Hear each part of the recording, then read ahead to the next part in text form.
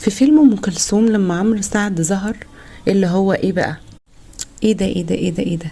هو ده جمال عبد الناصر بجد ولا ايه؟ يعني حسيته عارف يرسم الشخصية من اول مشهد ليه، حتى انه جاب نفس طريقة كلامه في التليفون.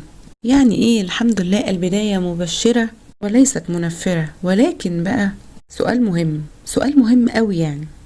تخيل كده ان احنا خدنا هذا الفيلم المصروف عليه المتكلف وديناه مهرجان دولي مثلا. هو انت متخيل ان هذا العبث اللي معمول في شكل منى زكي ممكن يبهر حد؟ حتى ان هو ممكن يعدي عادي كده. طيب احنا نفترض ان الاجانب ما يعرفوش مين هي ام كلثوم، اللي الاستاذه منى زكي ما قربتش لشخصيتها خالص، بس هل شكل عرايس المسرح ده ما يضحكش حد؟ طبعا انا مش هقدر اعرض اكتر من كده علشان الكوبي رايتس، بس الصور على جوجل.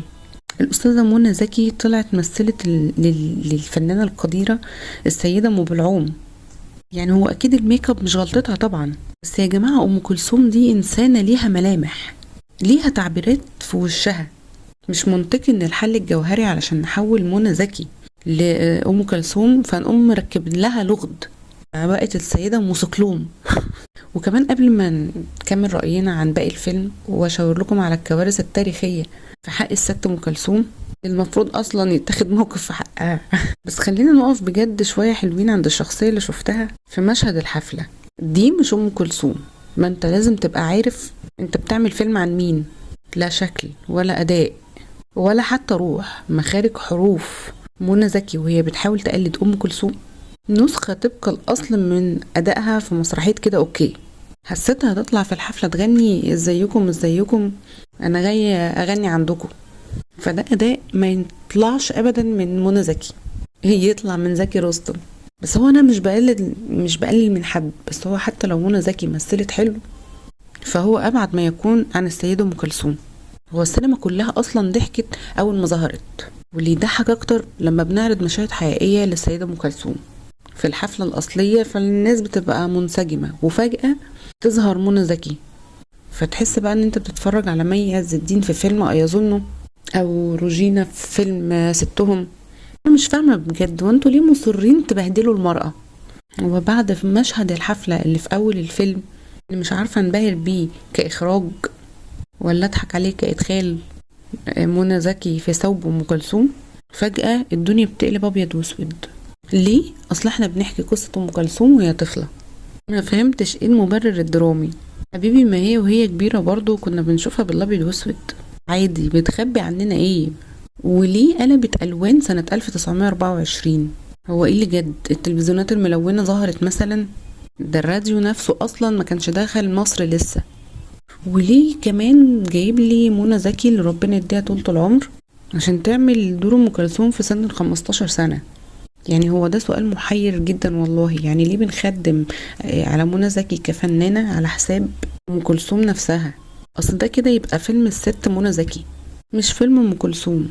ولو انت بجد شفت البرومو وضحكت على شكل منى زكي في شخصية ام كلثوم وهي كبيرة، فخليني اقولك ان شكل منى زكي وهي بتقدم ام كلثوم في مراهقتها عظيم بجد. انا من كتر الدقة شكيت ان ده ممكن يكون مش ميك اب عادي.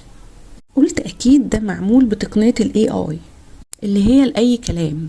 مشاهدها وهي صغيرة كارثية ل100 سبب، يعني كارثية لمليون سبب. يعني يكون ان احنا نتقبل منى زكي في سن ال15 16 سنة فيقوموا يطلعوا وشها بالميك اب كأنه مكوي بمية نار. يعني ده لو نار الشوق مش هتبهدلها كده. يعني هو ليه ام كلثوم وهي مراهقة تبقى هي نفس الشخصية والصوت والأداء والانفعالات بتاعة شخصية ام كلثوم وهي كبيرة، بغض النظر ان الاتنين مش ام كلثوم اصلا؟ يعني مثلا كانوا جابوا 2 ممثلات زي فيلم ايام السادات. يعني هو منى زكي جابوها من وهي صغيرة لحد ما كبرت هي ساكتة بتتنح، بس لدرجة ان انا افتكرت ان هم يعني جايبينها في دور واحدة خرصة، وبعد كده افتكرت ان هي طالعة تمثل دور مغنية اصلا. انتوا بتعملوا فينا ايه؟ الديكورات بتاعت الفيلم هايلة جدا، والمزيكا طول الفيلم حلوة جدا طول الفيلم، خصوصا الريميكس بتاع ألف ليلة وليلة اللي ماشي معانا طول الفيلم هشام نزيه برضو. بس الغريب برضو ان فترة شباب ام كلثوم معمولة بمزيكا غربي صرف. هو انا بتفرج على فيلم زورو؟ طبعا انت قاعد مستني الاخطاء الكارثية التاريخية. بس خليني الاول اقولك ان رتم الفيلم حلو قوي كفيلم. يعني الرتابة في استعراض الاحداث مش مملة، بالعكس هتستمتع. يعني لو انت في السينما هتستمتع بفيلم حلو جدا. بس في حاجة دايما هتفصلك وانت بتتفرج، هتفتكر ان ده فيلم عن ام كلثوم. طبعا هتحس ان ناقص حاجات طبعا غير شكل منى وطريقة كلامها. يعني انت هات واحد اطرش وفرجه هيقولك دي مش ام كلثوم. يعني مثلا هات واحد اعمى وسمعه هيقولك برضو دي مش ام كلثوم. هات بقى واحد اطرش واعمى واحسده، اصل يا بخته. بصراحة اللي بيحصل في فيلم ام كلثوم ده عبث. ونيجي بقى للمشهد الجاحد بتاع الملكة نازلي. المشهد ده اخراجيا مهيب. انت قاعد في السينما متوتر من كاريزما نيلي كريم. انت تشوف نيلي كريم كده في المشهد ده تقول دي ملكة بجد. هي طالعة في الفيلم كله بمشهدين، منهم واحد صامت، الا ان احنا نقدر نقول ان هو من احسن ادوارها في المطلق، مقارنة بقى بمنى اللي بسبب المشهد ده اقدر اقول على الفيلم ده بمنتهى الصدق انه فيلم مخزي. وهي اقل حاجة تتقال انت عامل تجربة سينمائية عظيمة. ندخل الفيلم هننبهر بالذكرات والمزيكا، بس اصلا دي حاجة مصيبة مش في صف الفيلم خالص.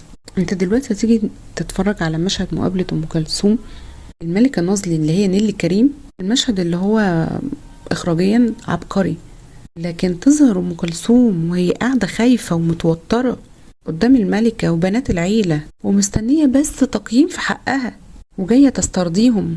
انت كده لا انت فاهم مين هي ام كلثوم، لا انت ملم اصلا باي حاجة عن حياتها. المفروض في الفيلم ان ام كلثوم بتنبهر لما بتعرف ان ايه ده، الملك فاروق جاي يحضر حفلتها وبيجي معاه خاله شريف باشا صبري اللي هو كريم عبد العزيز. فخال الملك بيعجب بام كلثوم وبياخدها علشان علاقته الملكة نازلي ويسترضوها انها توافق على الجوازة. فلما الملكة بترفض ام كلثوم تتكسر بقى وبيجيبوها في مشهد عرة وهي بتغني قدام العيلة الملكة في حالة انكسار وحزن. وبعيدا بقى عن ان شكلها كوميدي وهي بتغني، فانت بقى كباحث تعبت نفسك شوية ودورت في ارشيف الصحف عن واحدة بأهمية ام كلثوم، هتعرف قد ايه الفيلم ده محتاج يتحاكم من كم المعلومات الغلط والإهانات اللي فيه لأم كلثوم. يعني مثلا انت جايب ان شريف صبري باشا قابل ام كلثوم لأول مرة في حفلة ليها في نهاية الأربعينات بحضور الملك فاروق ابن أخته، وده طبعا حسب أرشيف مجلة ما تزوقين يا ماما. حضرتك في خبر موثق سنة 1935 في مجلة آخر ساعة إن كان في لقاء بينهم لما شريف باشا صبري كان بيزور استوديو مصر عشان فيلم وداد اللي كانت بطلته سيدة ام كلثوم نفسها. الراجل هو اللي رايح علشان يزور الفنانة ام كلثوم، وكان ساعتها ملك مصر هو فؤاد الأول مش الملك فاروق أصلا. وفي آخر الخبر في إفيه اتقال يدل إن العلاقة بين شريف صبري وام كلثوم انتهت أساسا قبل الزيارة دي، وما كانتش الزيارة دي رايحين يحضروا لها حفلة كده عشان يتبسطوا ويسلوا نفسهم زي ما وضحوا في الفيلم. ده كانوا رايحين احتفالا بإن المطربة ام كلثوم قررت أخيرا إنها تدخل عالم الفن والسينما، وإنها تمثل أول دور ليها في فيلم وداد، وإنه دور بطولة، وإن الفيلم اللي هيكسر الدنيا حرفيا. وهتبقى أم كلثوم هي صاحبة أول فيلم مصري يتعرض في مهرجان فينيسيا السينمائي. فكون بقى إن أنت بعد 10 سنين يعني في فترة أكثر عظمة تجيبها لي في مشهد مبهر إخراجيا عشان تقنعني إن أم كلثوم وافقت تقعد بالشكل المهين ده، فانت كده بتقزم شخصية ام كلثوم، بتهينها تماما. ده غير طبعا ان انت بتدنس معلومات غلط تاريخيا. كمان انبهار ام كلثوم لما شافت الملك داخل حفلتها ده من عباسيات الكتابة برضو، لان ام كلثوم كانت متعودة على كده اصلا. عادي مرة غنت قدام الملك فؤاد الأول في حفلة خيرية كانت معمولة على شرف الفيلم بتاعها، وقبل ما فيلمها النشيد الأمل ينزل في السينما كان الملك فاروق متولي من منصبه ما بقالوش كام شهر. وكمان العيلة المالكة كاملة طلبت ان يتعمل لها عرض مخصوص للفيلم قبل نزوله السينما، والملك نفسه انبهر بالفيلم الكلام ده المفروض ان هو قبل المشهد اللي في الفيلم ب10 سنين، اللي هو اصلا كان ممكن تكون الملكة نازلي دي بتكلم يعني ام كلثوم عشان تيجي تشرب معاها القهوة، وام كلثوم كانت بتكرف لها عادي. فانك تجيب لي ام كلثوم قاعدة منبهرة في القصر الملكي وخايفة من ردة فعل الملكة نازلي، فدي حاجة تدل على انك لا احترمت تاريخ الست ولا احترمت مهمة البحث والكتابة اللي كانت ممكن تطلع من كل المشاكل دي، ولا فرق معاك اساسا غير ان انت تعمل فيلم على هواك. فدي بقى معضلة كبيرة. المشاهد بيتفرج على فيلم هايل كإخراج، كتصوير، كمونتاج، كمزيكا، لكن العناصر المبهرة دي اصلا بتزرع قدامك وبتزرع جواك صورة غلط عن ام كلثوم. وحاجة كمان مهمة جدا، ام كلثوم في فترة شبابها عملت 6 افلام كانت صغيرة قوي وقتها، لدرجة ان انت كنت تتفرج على الفيلم وما تكونش مجمع ان دي ام كلثوم اصلا. ازاي مفيش ذكر للمرحلة دي نهائي؟ ازاي تتخطى حاجة زي كده بالبساطة دي؟ انت كده خلقت كارثة جديدة.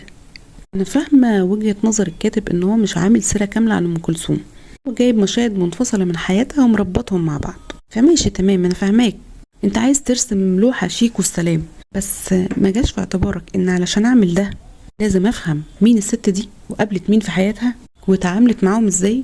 يعني الفيلم اظهر لقطات بسيطة من حياتها، لكن ازمة الكتابة انها بانت شخصية ام كلثوم على اللقطات دي بس. فمثلا حوار عدم ذكر الافلام اللي عملتها هو ان هو مبينها كشخصية ضعيفة بتستمد قوتها من كونها مطربة ناجحة فقط. لكن هل انت درست نفسيا ان ام كلثوم دي في فترة شبابها كانت نجمة سينمائية؟ اصلا انا ما شفتش في الفيلم تكوين شخصية ام كلثوم اللي في شبابها مثلت مع انور وجدي وحسين رياض ويوسف وهبة ومحمود المليجي وسليمان نجيب وزكي طليمان، يحيى شاهين مثلا الفنان الكبير الاستثنائي. ام كلثوم كانت هي مثلا السبب في نجوميته لما خلته بطل قدامها في فيلم سلامة، خلته ياخد اجر 500 جنيه بحالهم.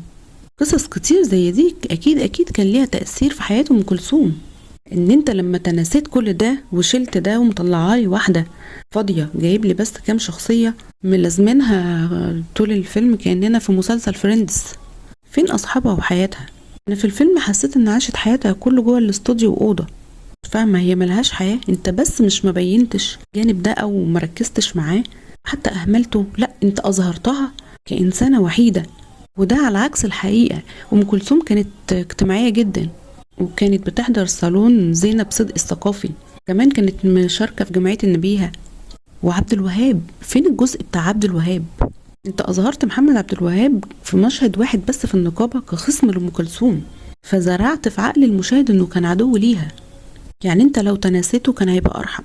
يا جماعة عبد الوهاب لحن لها 10 اغاني، منهم اغنية انت عمري، اهم اغنية في تاريخ العالم. والله تفاصيل صغيرة جدا مبوظة الدنيا وهي كبيرة. انتوا دمرتوا الست والله يا جماعة والله. وبعدين ام كلثوم ايه دي اللي عاملة وايتننج لسنانها؟ ما شفتوش ليوناردو دي كابريو عمل ايه فلاور مون في سنانه علشان يليق على الشخصيه اللي في الفيلم؟ وعادي بقى طول الفيلم تلاقي مشهد حلو قوي ومؤثر لمشهدها وهي مهمومه في المسجد، فجاه الكاميرا تقرب من شكلها فتموت ضحك. هي فعلا وصلت لي احساس انها بتحمل هموم من الميك اب. اصل بص انت شايف ان انا جاي عليها، بص الحته دي منى زكي جسدت شخصيه ام كلثوم كانها هي، لدرجه اني اتلخبطت بين منى زكي وشخصيه ام كلثوم الحقيقيه. شفت انت بتضحك ازاي؟ اصل انت بتجادل في حاجه واضحه ليه؟ الميك اب والشخصيه كارثه. وفي مشهد عبثي كده كانت بتزعق لتسوقي ابن اختها وتقول له انده لاحمد رامي، وقامت شاربه السيجاره كده واشتغلت مزيكا غربي كانها تاج لايف الفنانه 50 ست. والمشهد مش سيء قوي بس حبيت اقول الافيه بصراحه. كمان انت لو كنت قعدت واحد كده يسلي نفسه في قرايه ارشيف جريده زي الاهرام مثلا طول فتره تحضير الفيلم، كنت هتعرف ان ام كلثوم ما اتشافتش بتغني في مكان فيلا نعمل لك اسطوانات فهوب بقت مليونيره، لا، ان ده اللي صدروا الفيلم، فلا ده في قصص وحكايات. فتلاقي ام كلثوم في فتره مثلا كانت بتطلع تغني اغانيها كفواصل بين حفلات علي الكسار ومسرحيات علي الكسار والماجستيك بتاعه، فينزل اسمها في خبر ان تعالى اتفرج على علي الكسار ام كلثوم. فلو انت مش هتظهر الناس دي في حياتها، وانت مش لازم تظهر ده، بس انت حسستني انها ما شافتش غير 3 4 بس في حياتها. كل ما تندمج في الفيلم تشوف شكل منى زكي تضحك. يعني بجد طول فترة تصوير الفيلم مفيش حد في فريق التصوير او الاخراج او الانتاج اول ما شاف الميك اب كلم النجدة استاذة منى هو انت قرفانة ليه طول الفيلم؟ بجد خلاص بقى، ما هي بايظة بايظة. شخصية منفرة قوي، يعني مشهدها وهي بتعمل وبتعلن جولتها لدعم المجهود الحربي تتكلم من بين اسنانها كده ليه؟ ما يعرفوش ان البنت اللي من الارياف في العالم، مشهدها اللي من الاستوديو لما قامت ثورة يوليو بتتكلم بقرف كده ليه؟ وبتتعامل كده ليه؟ وبتعمل كده ليه؟ ومحمد فراج ما بيكبرش طول الفيلم ليه؟ كاركتر منى زكي في فيلم ام كلثوم بيفكرني بلوحة موناليزا الشهيرة اللي هي بتبصلها من اي ناحية تلاقيها بتخوف. اي بقى حد هيقول لي يا بسمة انت قاعدة في البيت مرتاحة ومطلعة عاملة فيديو بتنظري فيه عن مجهود الناس، ما هو يا جماعة الست مرتاحة في تربتها، بتطلعين بتقللوا من تاريخها ليه؟ دي كارثة. اصل احنا بنعمل يعني فيلم عن اهم شخصية في تاريخ الوطن العربي، مش فيلم عن الفنانة نادية هزو. بجد انا مش مسامحاكم والله على مشهد الملكة نازلة دي. ليه انتوا من ام كلثوم جامد؟ ام كلثوم اللي كانت بتروح تغني للجنود على الجبهة عشان يستقوا بيها، يطلعوها ضعيفة مكسورة كده. وفي النهاية أحب أختم بكلمات الأغنية اللي اقتبسوا منها قصة هذا الفيلم وأقول الست يا أخويا لما ست لما سلام.